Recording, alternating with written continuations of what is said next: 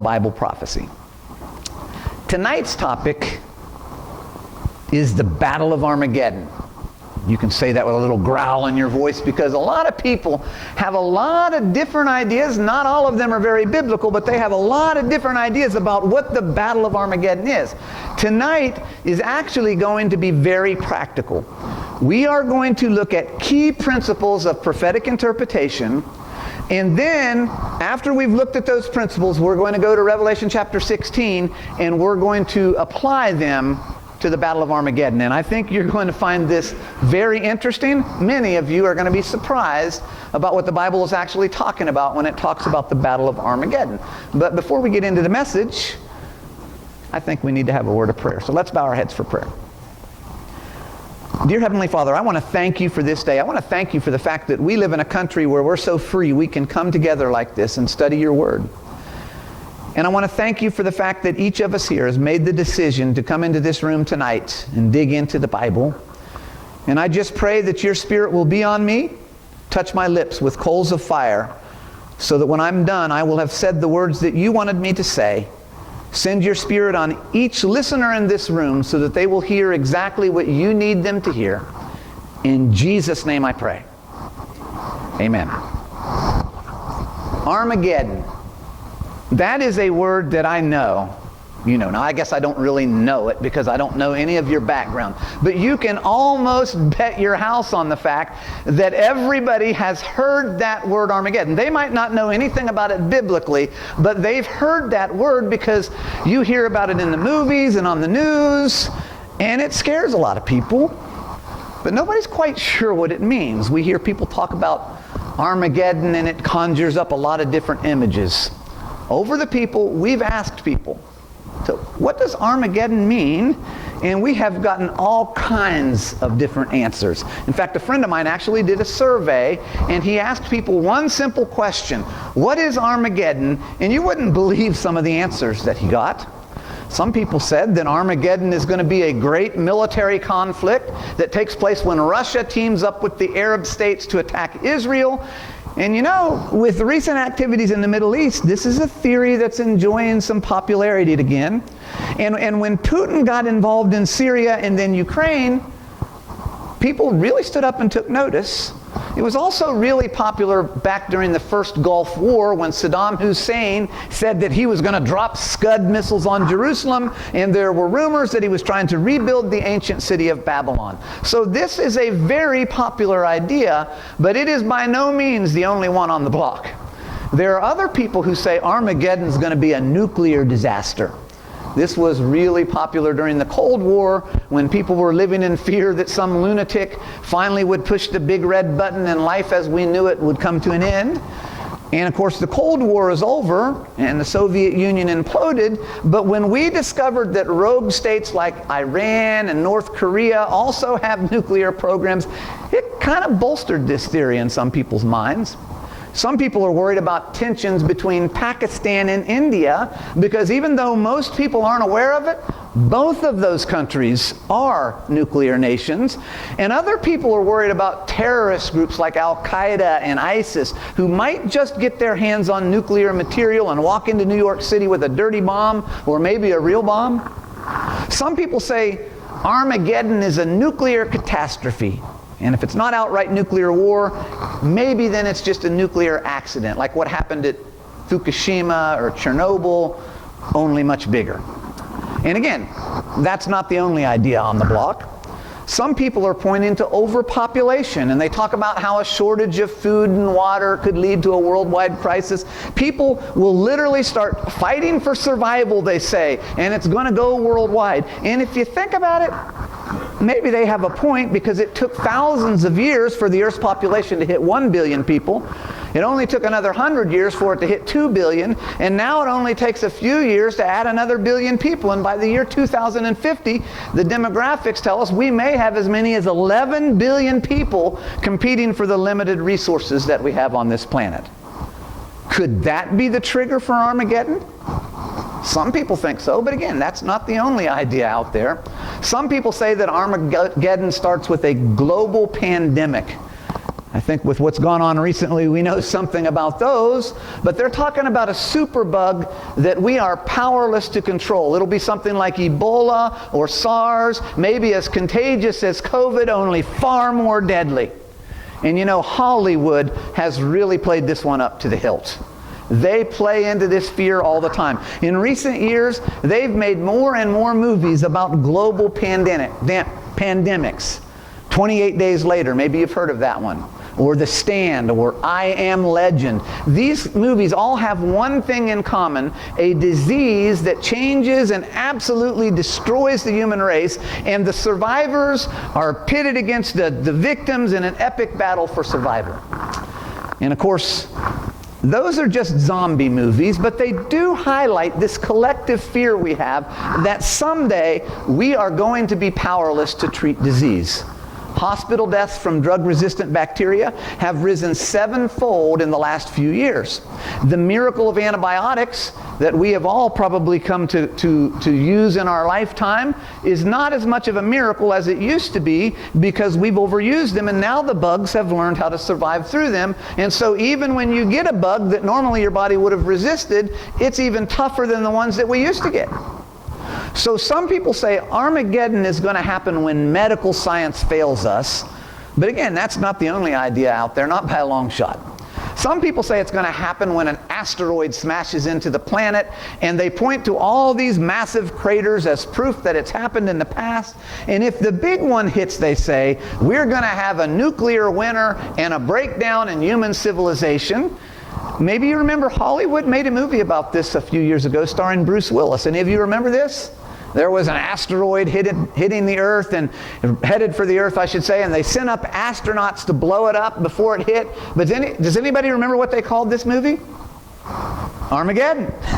But of course, that's never going to happen, right? Except there's these good folks at NASA that are worried about this massive rock that's headed our way in the year 2036. And you know what they've named it?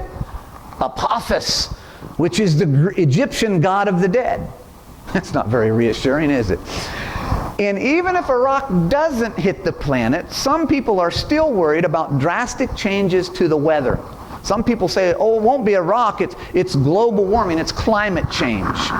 The ice caps are melting, and the ocean is going to flood the coastal cities, they say. And who knows what kind of pandemonium that is going to cause.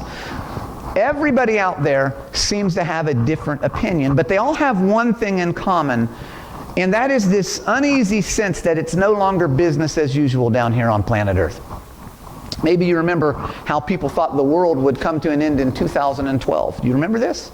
And they pointed to the Mayan calendar as proof because it didn't forecast anything after 2013. And other people pointed to Nostradamus, who supposedly predicted that something really bad was going to happen that year. And of course it didn't, and he didn't. But facts seldom matter when people get all worked up about an impending catastrophe. People tend to side with fear every single time. You go back to 1999. Many of you, if you're as old as me, will remember this. You'll remember that some people predicted a global catastrophe when the clocks rolled over to the year 2000. Remember the Y2k Crisis? How many of you remember this? All right, a lot of you out there. People said that computers wouldn't be able to handle it, and the power grid would go down, and the medical equipment would fail, and airplanes would be falling out of the sky because they'd lose their guidance system, and the credit card companies wouldn't be able to collect their money because they wouldn't have any way to get access to their records. And I remember my dad laughing because the news was reporting that people were out there running their credit cards up to the max because they thought they'd never have to pay them back. And my dad said, those people didn't get in charge of credit card companies because they're stupid. They're going to get your money. He was just laughing at it. But anyway, some people thought when that came we'd need martial law to survive. And like most of the things that have been predicted over the years, guess what? It was a big nothing burger. The next morning came and it was like nothing ever changed. Other people say that Armageddon happens when aliens invade our planet, and they point to the Battle of Los Angeles back in 1940 when mysterious lights suddenly appeared over the California coast and the Army actually fired on them. Now, given the fact that it was 1940, it was probably the Japanese, but facts seldom get in the way of a really good conspiracy theory. So we've got people out there who are absolutely convinced that the world's leaders are actually reptilians. You cannot make this stuff up. They are reptile aliens disguised as human beings. Your president and all the world leaders around the world, and they're waiting for the war of the worlds to start. People believe this stuff. This tells you something, doesn't it? There's really only one thing you can draw from all these theories, and that is that people are very susceptible to being controlled by fear. In fact, governments typically gain power, especially free governments, typically gain power by scaring people and then taking their freedoms away. We're very susceptible to this. And there are hundreds and hundreds of these theories out there.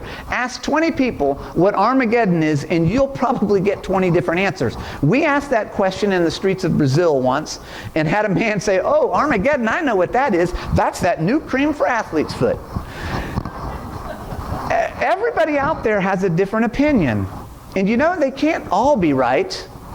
So the question is, what is Armageddon? Out of all of those theories, is there a right one? And is there any way that you can know which one is the right one? And here's another question. Does it even matter? Is Armageddon something you even need to think about? Well, let me ask you this. If it didn't matter, do you think God would have put it so prominently right there in the middle of Bible prophecy? Do you think He would have put it there if it wasn't important at all? No way. So why is it there? Does God use Bible prophecy just to scare people? Is that God's operating thing, trying to scare people into obeying Him? Oh, we'll talk a lot more about that later in the series. But does he try to keep them from stepping out of line with fear? Oh, some of you are probably thinking, yes, He does. Oh, just wait till we get later in this series. We're going to blow your mind. But the answer is, of course, He doesn't do it that way. He's a God of love. Folks, there is no question that Bible prophecy deals with some really, really sober subjects. It doesn't sugarcoat the future. It doesn't gloss over the huge disaster we created when we chose to rebel against God. The Bible tells it like it is. It tells us our real condition, but then God always holds out hope. He says, hey, here's what you look like, and here's where you're headed, but I've got something better if you'll just pay attention to what I'm telling you. So I'm asking you to pay attention tonight to this message, because it's actually a critical message, something that everybody is going to be dealing with before Jesus comes. And this is the part that nobody wants to talk about. We love to scare people. We love to make movies about the end of the world, but we always seem to skip right past the part that God wants all of us to understand. And that is that Revelation actually speaks peace. That's what it's all about. He's telling us what's going to happen, not because He wants us to be afraid, but because He cares. And somehow, all these books on the Bible prophecies miss this. And maybe that's because we've forgotten how to study this stuff. Our ancestors in the Christian faith, they knew about this. But in the last few generations, we've lost track of some very basic principles of Bible study.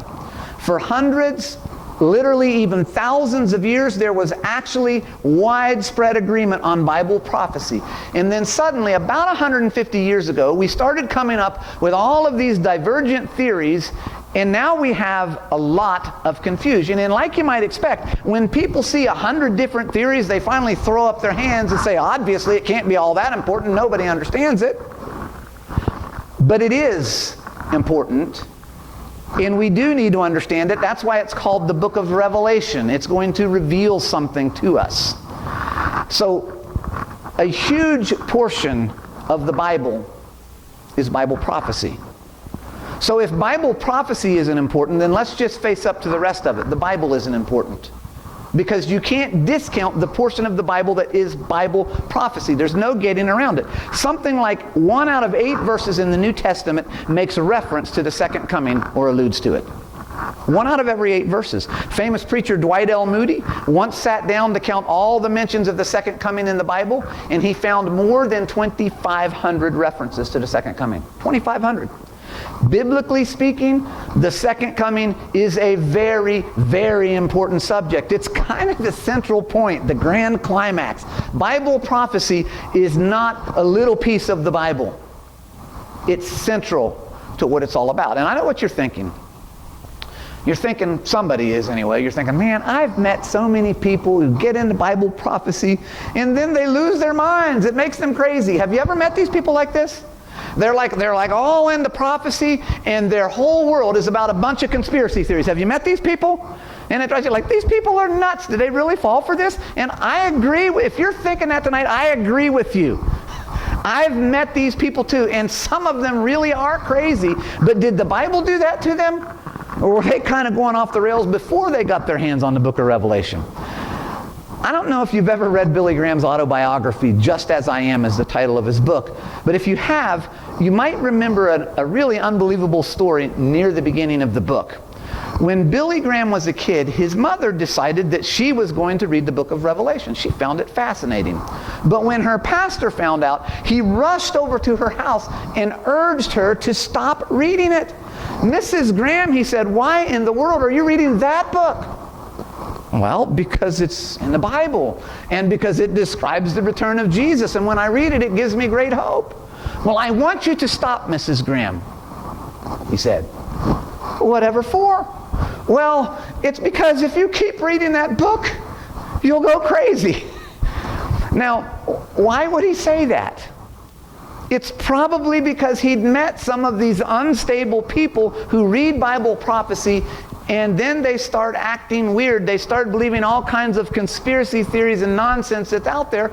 And I'm guessing that some of you in this room have probably met them too, and you're wondering if that's what you're walking in here tonight. Can I just say, other than the fact that I'm a strong believer in God and a strong believer in Jesus Christ, I'm one of the biggest skeptics out there.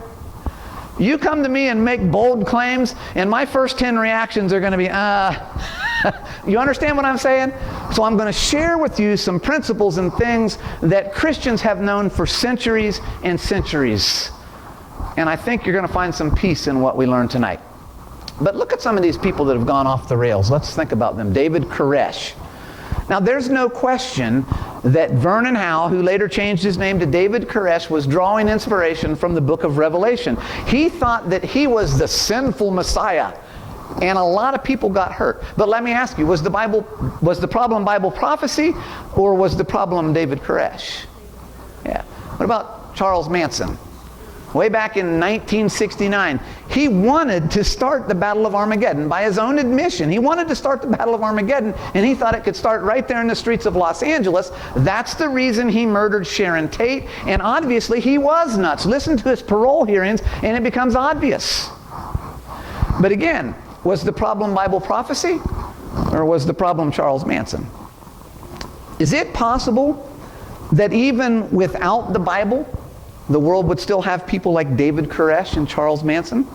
It's absolutely possible. Of course we would. The non-Christian world also has these kinds of problems. The non-Christian world also has nutcases out there. Are you with me? Famous atheists like Sam Harris and Richard Dawkins are always blaming religion and the Bible for the violence in our world, but the problem isn't God and the problem isn't the Bible. The problem is people. The sinful human nature of people in general. Let me ask you this.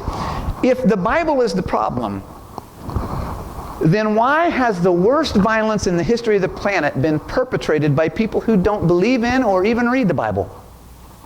Stalin killed millions of people, and he was the leader of an atheist country. Hitler killed millions of people. Pol Pot killed about 1 million, and they didn't use the Bible to do it. It had nothing to do with the book of Revelation. Folks, the problem isn't God. The problem is people. Literally people that at one level or another have been disconnected from God. That's the problem. And it is perfectly safe to read the book of Revelation. In fact, let me show you something. God wants you to read it, and He wants you to understand it. Pay attention carefully as we read this verse, because it's very important. Revelation 1:3 says this: "Blessed is he who reads and those who hear the words of this prophecy and keep those things which are written in it, for the time is near." Did you catch that? If you read the book of Revelation, God guarantees that he's going to bless you for it. In fact, he blesses 3 specific things. It says he'll bless you if you read it, and in the original context, that actually means that you read it out loud and share it with someone. Remember, when the book of Revelation was written in its original context, 90-some% of the people couldn't read. So if they were going to hear what the Bible had to say, somebody had to read it to them. Are you with me? So it wasn't just a matter of reading, it was a matter of sharing it with people. He also says he'll bless you if you hear it. So you don't have to be the most educated person to get revelation. Even if you're illiterate and you need to hear it, you still need to hear it. You're going to be blessed for it. So that means if you share what you're learning at this seminar with others as they hear it, they're also going to be blessed. But you need to teach it as much as you preach it. If there's one thing I've learned over the years, you can't force an idea on somebody that doesn't want to hear. You need to share with those that are interested and open-minded. And then it says he'll bless you if you keep those things that are written in the book, which means he'll bless you if you live by what you learn, which means every day as you're going on your Christian walk, you're going to come up against things that God is calling you to do, and either you're going to do them or you're not going to do them. That's your choice. But if you choose to do them, if you live by those things, God is going to bless you. Now let me ask you, does that sound like God doesn't want you to read the book of Revelation? Of course not. But yet you still hear people saying, you can't understand it because the book of Revelation is a sealed book that nobody will ever understand. But the book itself says that that's not true. Listen to this. This is down at the end of the book, Revelation chapter 22. The angel's talking to John here. And he said to me, do not seal the words of the prophecy of this book. Did you catch that? Do not seal the words of the prophecy of this book, for the time is at hand. So according to the book of Revelation itself, did God seal the book? Yes or no? No, he didn't. Look, the very name of the book is Revelation. It will reveal something, for crying out loud. In the original Greek, it's apocalypsis, which means the unveiling, the revealing. It's not called the concealment. It's not called the hidden book. It's not called the mystery of the ages. It's called revelation, the revealing.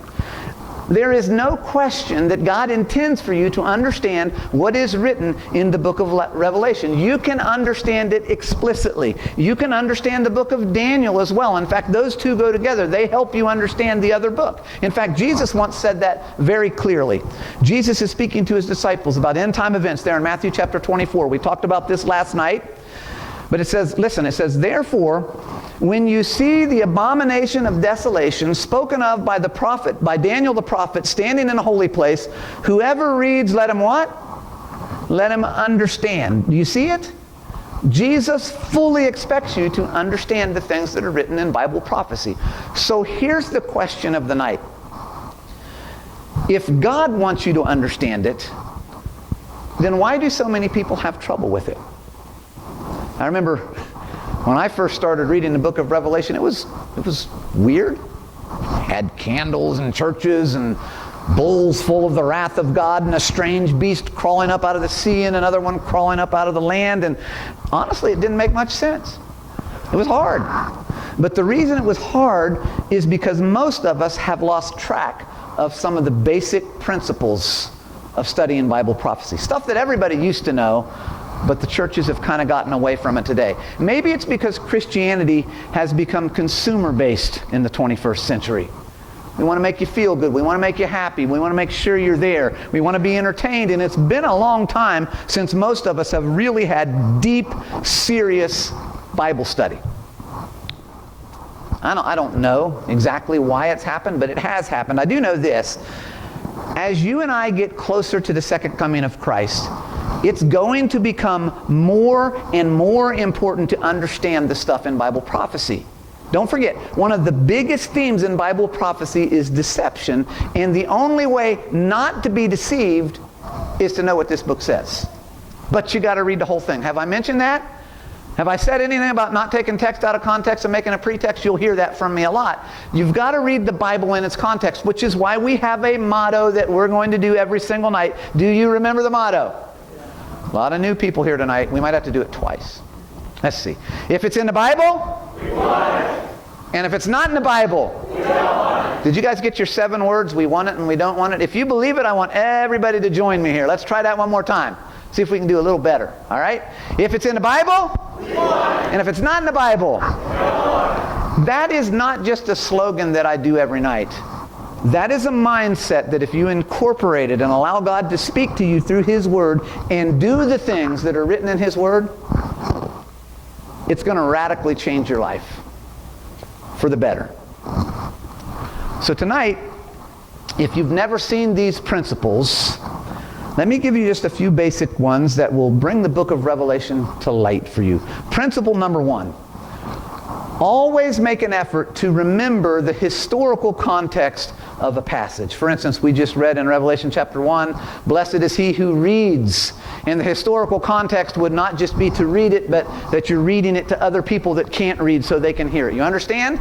It's important that you understand the historical context. For example, when you're reading in Matthew chapter 24, it really helps to know that Titus came in AD 70 and destroyed the temple in Jerusalem. That adds something to our understanding of that passage. Principle number 2, you also want to read a passage in its immediate context. What is said right before the passage that you're reading? What does the Bible say immediately following the passage? If you don't do that, it's easy to take that passage out of context and say something the author never intended. Don't take a text out of context and make a pretext. Let me give you an example, and it's kind of a famous one. Maybe some of you have heard it, but there was this guy, and he was new to Bible study, and he didn't know much about studying his Bible, but he had been taught to pray, and so he said a prayer to God, and he said, please, God, I need you to reveal to me what you want me to do with my life. So I'm just praying that you'll help me as I look into the Bible, that you'll tell me something that you want me to do with my life. And so he didn't know anything about the Bible, so he just opened it to a random place. And he put his finger down on the page and he opened his eyes, and it said, and Judas went and hanged himself.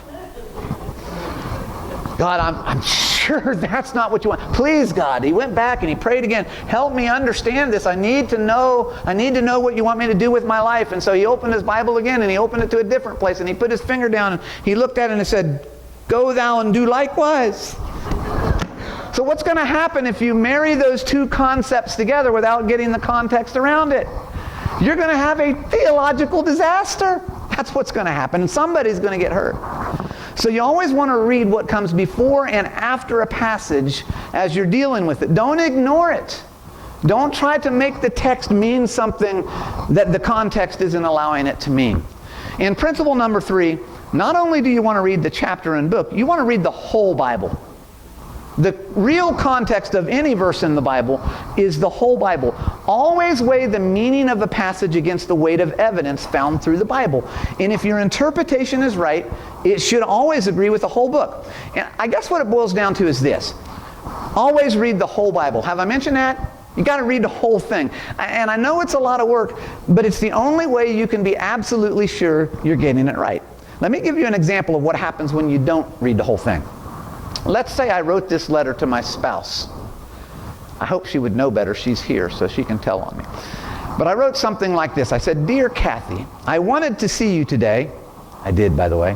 I am so irritated because my car broke down at 1 p.m. and now I will not see you. Love, Stewart. Kind of sad, isn't it? Demonstrates that I really wanted to be there, but I couldn't. Now suppose I give this letter to a kid and he promises to deliver it to my spouse, but he drops it in a mud puddle and some of the words are wiped out, and he doesn't want to give her this old muddy letter, and so he rewrites the letter only using the words that he can still see after it's been dropped in the mud puddle, and he gives it to my wife. He says, I have this message from your husband, and here's what it says. Dear Kathy, I wanted to see you today. I'm so irritated at you. Stewart. That kind of changes the meaning, doesn't it? If you don't read the whole thing, you're going to get the wrong idea. And the same thing happens when you don't take the whole Bible into consideration when you're trying to draw your final conclusions. You're almost always going to get the wrong idea. This is why guys like Richard Dawkins, the world's most famous atheist out there, grow to hate God. They read parts of the Bible, the hard parts, the parts that deal with war and violence, but that's all they read, or at least that's all they're willing to talk about, and they rip it out of context and they paint a horrible picture of God. But it's only part of the story. And if you only tell part of the story, you're probably going to be telling the wrong story. Let me give you an example of how this happens. Back in 1910, a preacher by the name of George W. Hensley read this verse in the book of Mark. It's an actual verse.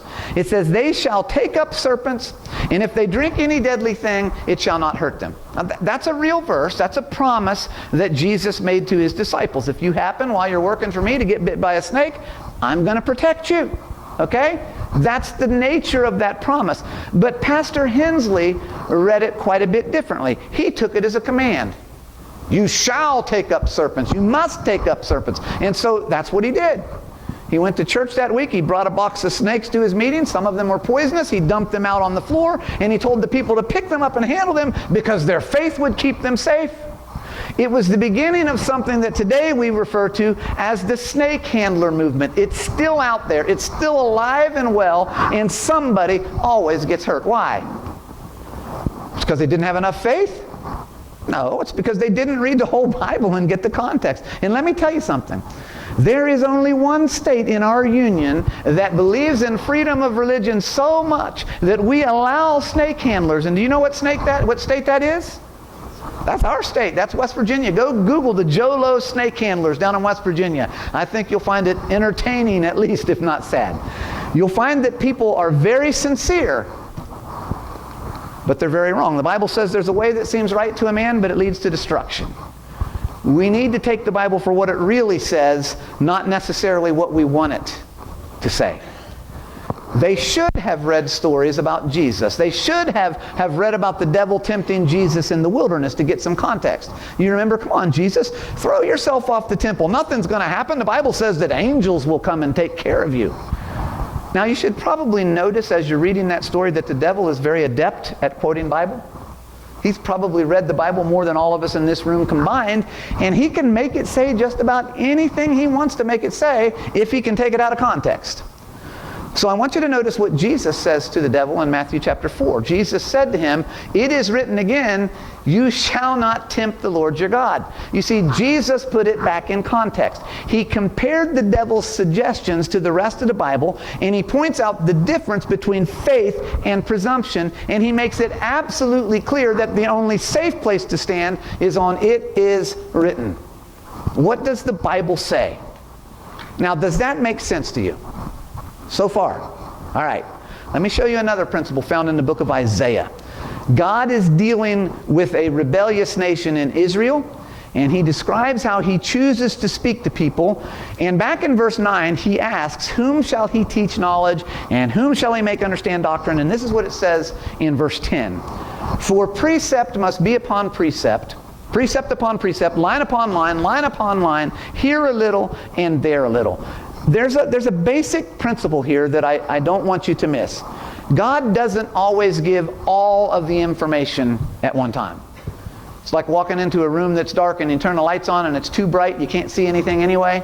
So sometimes he turns up the lights a little bit at a time. Sometimes he gives us bite-sized pieces so we can digest it easily. Precept upon precept, line upon line, here a little and there a little. Now, what's really interesting, if you go back and actually read this passage in the book of Isaiah, God doesn't want us to take little snippets from the Bible, here a little and there a little, just to justify our point. I can give you 6 Bible verses on almost any topic and make it say almost anything I want it to say. He wants us to do this to actually discover truth, to find the true context of what the Bible's actually trying to say. That's an important distinction. So your job is to go and get all the pieces, to read the whole Bible and look at all the lines, study all the precepts, gather the information, and then make a decision based on the weight of the evidence. It's kind of like doing a jigsaw puzzle. You can't really see the big picture until you put all the little pieces together. So before you make a decision, make sure you know what the book says. You've got to read the whole thing. It's really that simple. Now, there are just 2 more principles that I'll share with you, and then we're going to dig into this Armageddon thing in Revelation chapter 16. The first one is really going to make a difference. This might be the most important principle you learn tonight, and that is this. Roughly 2/3 of the verses in Revelation are borrowed from other parts of the Bible. So if you read something in Revelation and it doesn't make sense, look for that language somewhere else in the rest of the Bible, and more often than not, the other passage will spell it out, and you'll begin to understand what it was talking about. Because the people that were originally reading the Bible were well versed in the Old Testament. They knew what it said, and they knew what it meant when they heard these little snippets. And then this is particularly true of the book of Daniel. It's kind of a companion book to the book of Revelation. They go together like a hand and a glove. If you find something in Revelation that doesn't make sense, go look for that in the book of Daniel. And if something in Daniel doesn't make sense, look for that same line, that same phraseology, those same words in the book of Revelation. And I think you'll be surprised at how much one of those books helps you understand the other. So quickly, there are some very big principles we've learned. One, always read the whole Bible, the whole book, the whole chapter, and get things in context. And two, always let the Bible explain itself. The Bible will explain itself if you and I will simply allow it to do so. But sometimes that takes time. Okay, what we're going to do tonight is we're going to take those principles and we're going to put them into practice. We're going to study the Battle of Armageddon. You find it in Revelation chapter 16. And I want you to really pay attention to the highlighted details here. Revelation chapter 16, we're going to pick it up there in verse 12. Then the sixth angel poured out his bowl on the great river Euphrates. Which river? By the way, has anybody been watching the news lately? Is anything happening with the river Euphrates lately that might be of prophetic significance? It's kind of getting dry right now. It says, he poured out his bowl on the great river Euphrates, and its water was dried up, so that the kings from the east, kings from where? Kings from the east might be prepared. And I saw three unclean spirits like frogs coming out of the mouth of the what? The dragon, and out of the mouth of the false prophet. Now I want you to remember these three characters because they're going to prove to be very important for our study later on. The dragon, the beast, and the false prophet. Let's continue. For they are spirits of demons performing signs which go out to the kings of the earth and of the whole world to gather them to the battle of that great day of God Almighty. Behold, I am coming as a thief. Does anyone know in the Bible who comes as a thief? That's Jesus, folks. This is a reference to the second coming. Behold, I am coming as a thief. Blessed is he who watches and keeps his garment, lest he walks naked and they see his shame. And they gathered them together to the place called in Hebrew Armageddon. So there you have it. The Battle of Armageddon. I'm sure you understood all the symbolism there, right? What does it mean? Well, let's examine the evidence and let's make a list of some of the things that we already know. We know that it's describing a global spiritual deception because the Bible tells us the spirits of demons go into all the world performing miraculous signs. And I want you to notice once again, who's doing the miracles here? Is it God's people? It's the spirits of demons. Just because you see a miracle doesn't mean it's from God.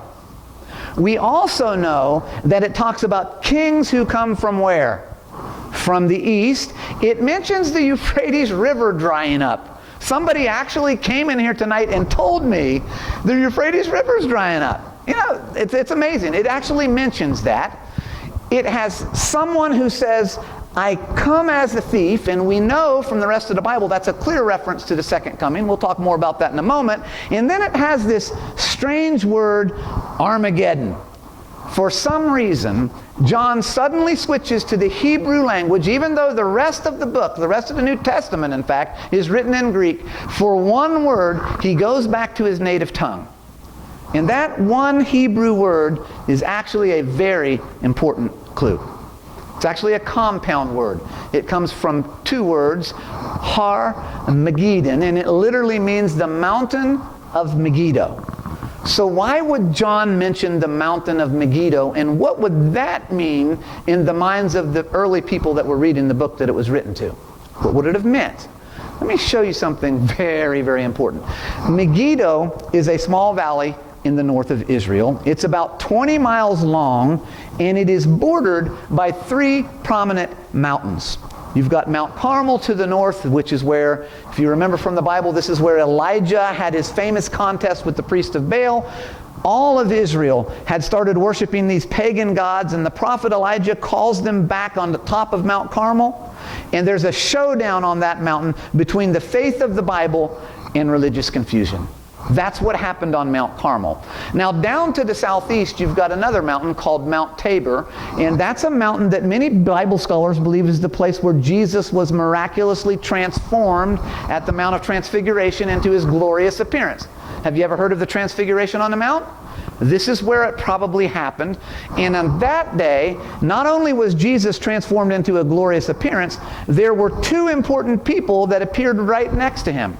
You had Moses and you had Elijah, and these people actually represented the second coming, what's going to happen when Jesus comes back. Because there are two groups of people that are going to heaven when Jesus comes. There are those that have died, and they're going to go to heaven with him, like Moses. And there are those that are going to go to heaven without seeing death, like Elijah, who you remember was taken up in a chariot of fire. But what you really had there was a tiny glimpse, a small picture of the second coming that we're going to be talking about just a few nights from now. And then further south from that, you had Mount Gilboa, which is a place where Saul went to visit a spirit medium against God's instructions. It's a place where you have overtones of the spirits of demons working miracles, as it mentioned back in Revelation. So in a way, the stories that happened on all three mountains make sense when you read the 16th chapter of Revelation. And historically, the people of John's day, when Revelation was written, they would have known these things. They would have been very aware of these events, their significance, and what it was talking about. So historically speaking, Megiddo is a very important place. It was a crossroads for the ancient world. If you wanted to go from Africa to Europe, chances were you would pass right through that valley. You could also take a road to the Middle East. It was a place with a lot of traffic, and as a result, it was a place where a lot of armies met over the centuries. This was the scene of a lot of violence. So what happened at Megiddo? Well, it was here that Deborah and Barak defeated the armies of Sisera. It was also here that Joshua defeated the kings of Canaan. And those were physical battles with real armies, but it was also a place where people fought spiritual wars. It was a place called Endor, over on the eastern edge of that valley, that Saul visited a spirit medium and ended up losing his life because of it. And it was up to the north on Mount Carmel that Elijah had his showdown with the priest of Baal. Megiddo is a place of conflict, and it's a place of decision. So here's the big question. Why does God refer to Megiddo in this prophecy? Why does John mention this place in the book of Revelation? What's God trying to tell us here? Well, when you compile all the evidence and look at it, it actually becomes quite obvious. John is pointing us back to some stories in the Old Testament in order to make a point. Stories that his original readers would have readily understood. They would have clearly understood what he was talking about. And which stories is he pointing to? Tonight, I want to take you back in time a little more than 2,500 years to visit ancient Babylon. By this time, Nebuchadnezzar is already dead, and his grandson, Belshazzar, is on the throne. And unfortunately, Belshazzar is a slacker. He's not half the man his grandfather was, and he absolutely does not believe in the God of Israel. Now, we know from Daniel chapter 4 that Nebuchadnezzar died a believer, but that didn't make a difference in Belshazzar's life, which only goes to prove that God doesn't have any grandchildren. If you're going to be one of God's followers, you've got to make that decision for yourself. You can't ride on your parents' coattails. You have to own your faith. So let's read the story from Daniel chapter 5, and I really want you to pay attention to the details starting here in verse 1. Look what it says. Belshazzar the king made a great feast to 1,000 of his lords and drank wine before the 1,000. Belshazzar commanded to bring the golden and silver vessels which his father Nebuchadnezzar had taken out of the temple which was in Jerusalem, that the king and his princes, his wives, and concubines might drink therein. So this young king is throwing a party, a huge party, and anybody in the kingdom is invited to this party. And of course, lots of kings throw parties. That's not unusual at all. But this one was very different because there was a massive army from the east parked right outside the city of Babylon, and they had it under siege. Now, we've already studied Daniel chapter 2, so who do you think was leading this army? Who do you think this army was? It was, somebody said it back there, it was Cyrus. Remember? He was the Persian general at the time, and that means it's time for the chest and arms of silver to replace the head of gold. The time has come for the fulfillment of prophecy, but inside the city, Belshazzar doesn't believe it, and he's acting like he doesn't have a care in the world. Conquer Babylon? He thinks, why, this is impossible. The walls are too high to climb. They're too thick to tunnel through. We have enough food, and historians tell us this is true. They had enough food inside that city for more than 40 years, and we all have all the water we could possibly need for a lifetime because the river Euphrates runs right under the wall, right through the heart of the city. And the Babylonians were so sure that nothing could possibly happen that historical records tell us that the people inside of Babylon were up on top of the walls, mocking the army on the outside, throwing them bags of food and saying, if you're going to keep us under siege, you might need some food. Here's some food. We got plenty. Never knowing that they were defying the hand of God. Now, inside the city, just to prove a point, Belshazzar throws a party because, I mean, what could possibly go wrong if the king feels like partying? It's a matter of displaying great confidence. And then, to really make a point, he calls for his servants to bring in the spoils of war.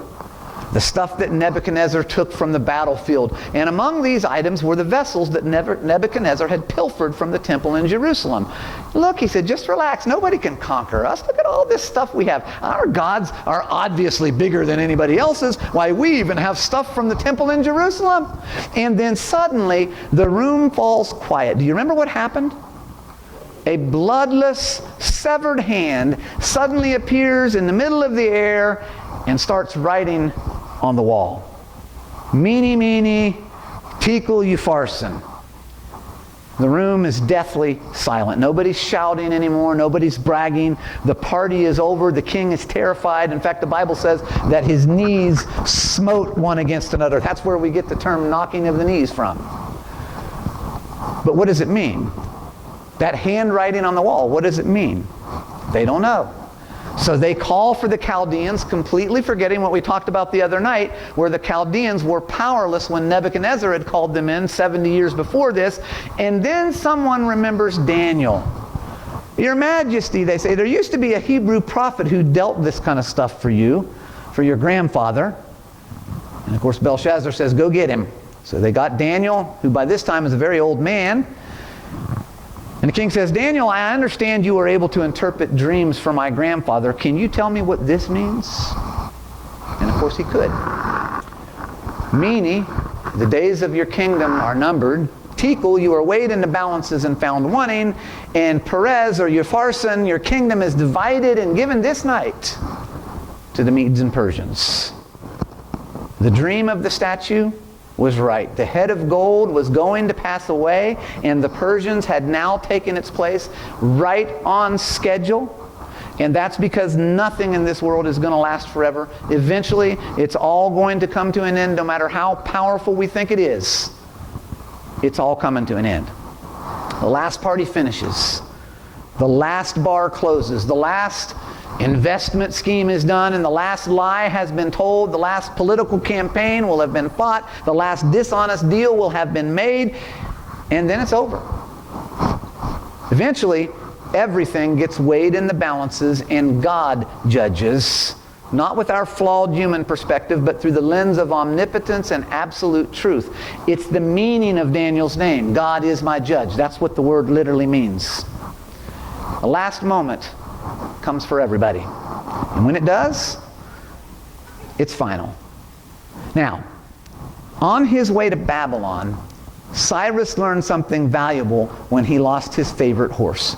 He was crossing the Gens River when the current suddenly swept his horse away, and it drowned, and it made him so angry that he decided he was going to destroy the world. How would you like to be working in his army and he commands you to start digging trenches just because he's mad because he lost his horse? Not going to bring his horse back. He just wants something to prove.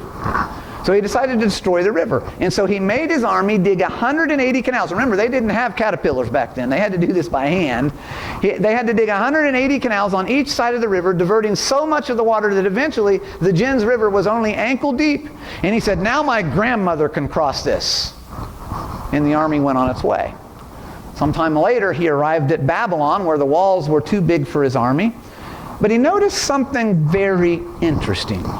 Way back when, in the early days of Babylon, a queen by the name of Semiramis wanted to go sailing, but she didn't have a body of water big enough, so she diverted the Euphrates River into a shallow basin and created a man-made lake.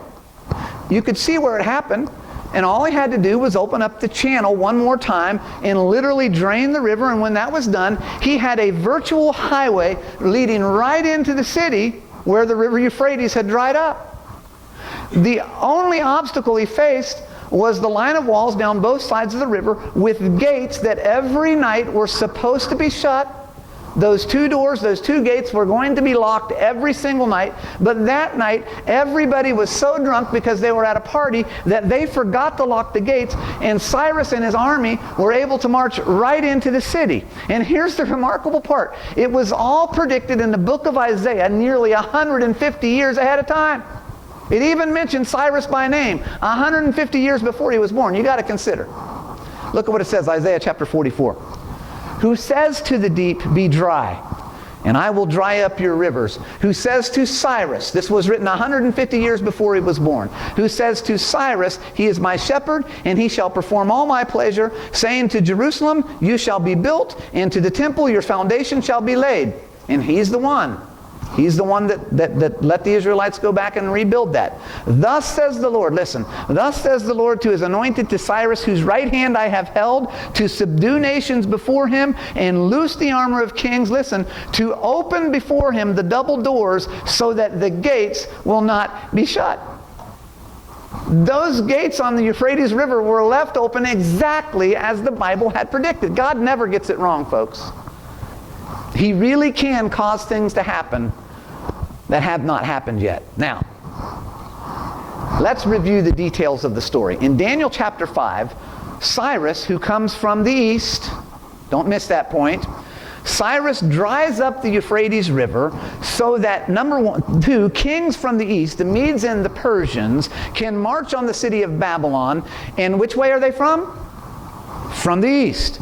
The book of Isaiah calls Cyrus God's anointed, and the literal word in Hebrew is Mashiach, which means Messiah. Not that Cyrus was Messiah, but he does foreshadow Jesus because he was delivering God's people that had been in oppression.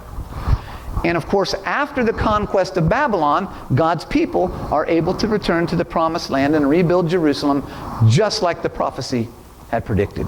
With absolute uncanny accuracy. Again, if you're a skeptic that's come here tonight, you got to ask yourself, how can that be? Now,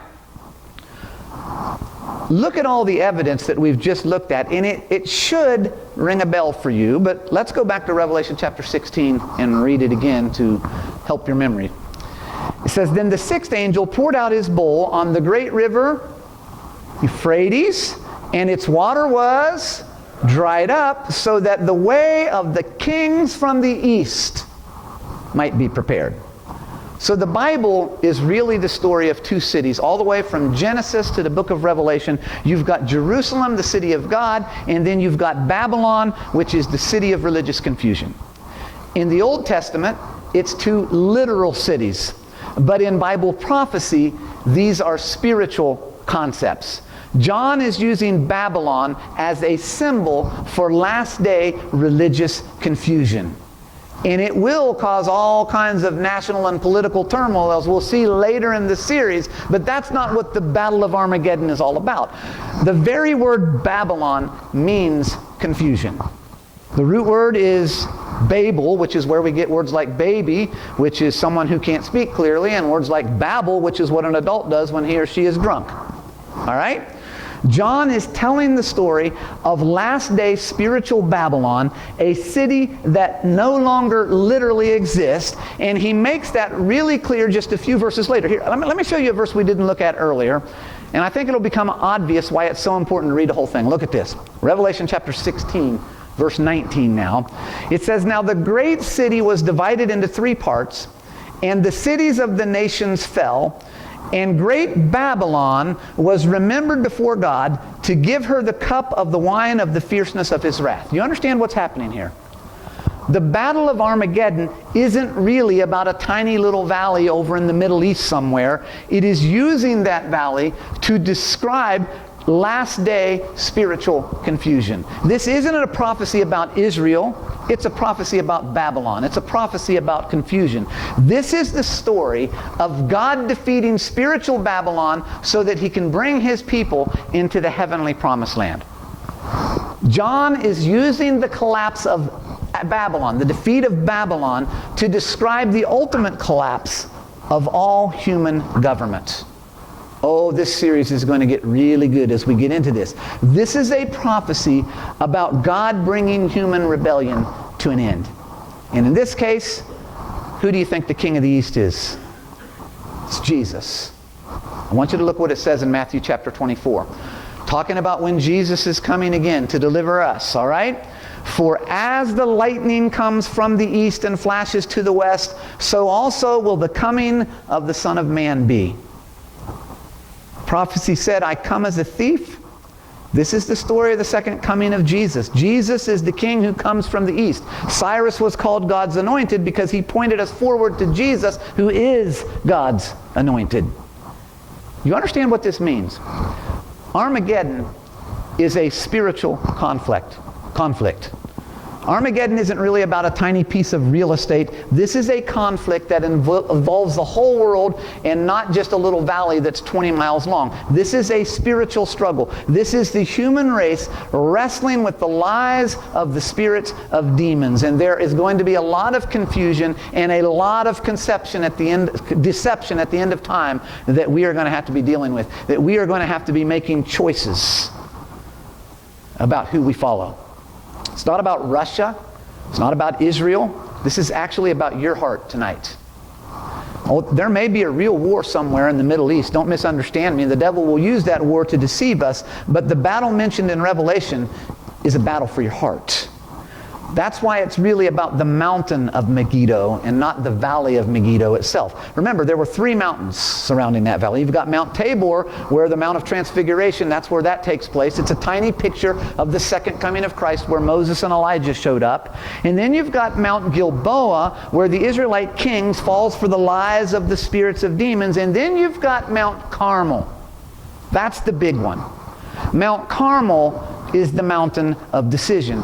John is pointing us back to the story of Elijah. Remember now, back in Elijah's day, all of Israel was rebelling against God. They were worshiping Baal because a pagan queen had married the king of Israel, and that illicit marriage between truth and paganism had led all of Israel astray.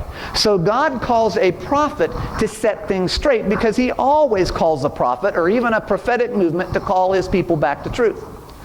And exercising the height of courage, taking his own life in his hands, Elijah marches up to the top of Carmel and challenges the priests of Baal to a showdown.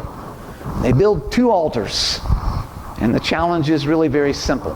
Whichever God sends fire from heaven to burn the sacrifice, that's the true God. So the priests of Baal went first, and all day long they prayed and they sang and they shouted, and they even cut themselves with knives to prove how sincere they were, and nothing happened because Baal's not even a real God. And at the end of the day, Elijah takes his turn. And to make it more obvious that God is real, he even soaks his altar with water, making what's about to take place even more impossible. And then he simply prays, and fire falls from heaven and doesn't just consume the sacrifice, it consumes the whole altar and all the water around it. Folks, that's the story John wants you to remember. That's the story that the people of John's day would have readily remembered when they read this. The showdown on the mountains of Megiddo. And the main point is what Elijah says at the very end of the story. Elijah came to all the people and said, how long will you falter between 2 opinions? If the Lord is God, follow him. But if Baal, follow him. You know what the world needs more of today? People that don't falter between 2 opinions.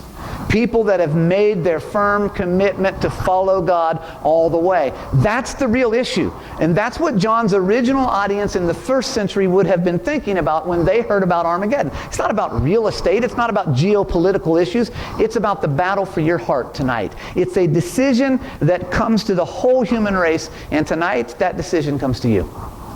Tonight, it's your turn to choose. This is a message from God's heart to you because He's worried sick that when this world collapses, you're going to go with it. He's worried that when the worldly kingdoms pass away, you're still going to be clinging to Him rather than to the God of heaven.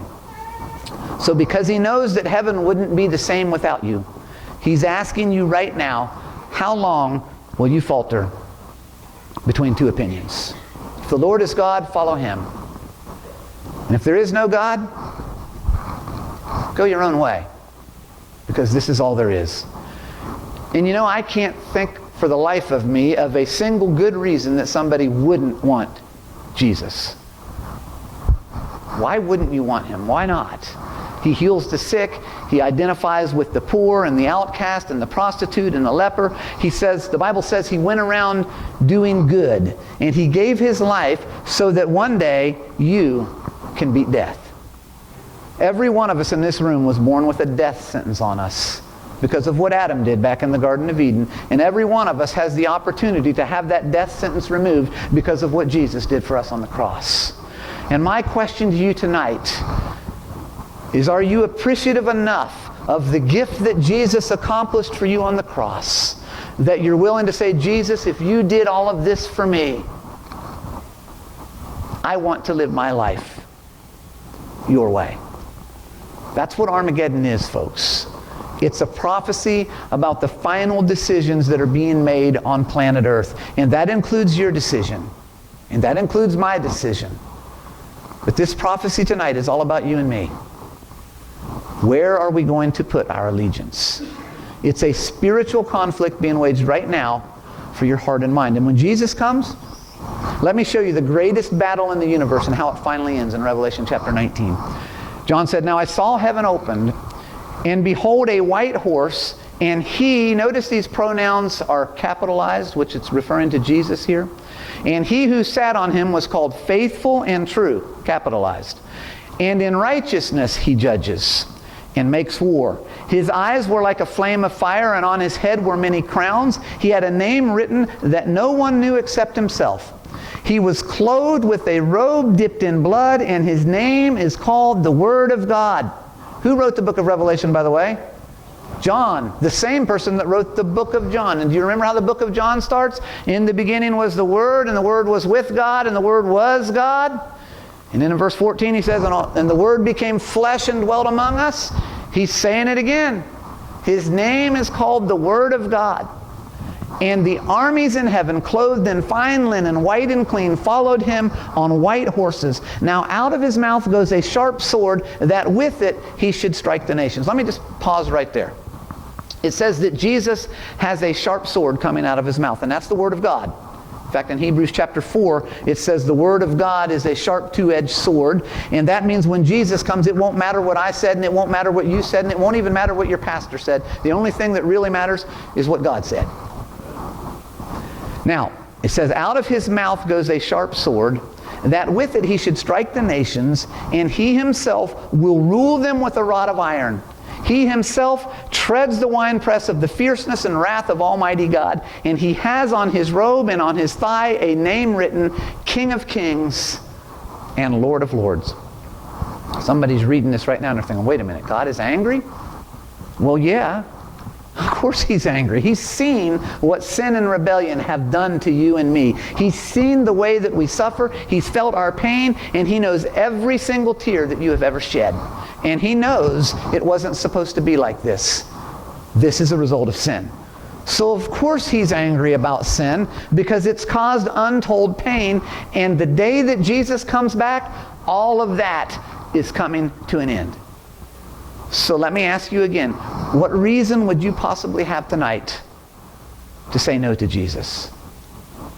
Tonight is the time to make a decision. And maybe you've noticed, but we're running out of time. The moment is now, and the decision is yours.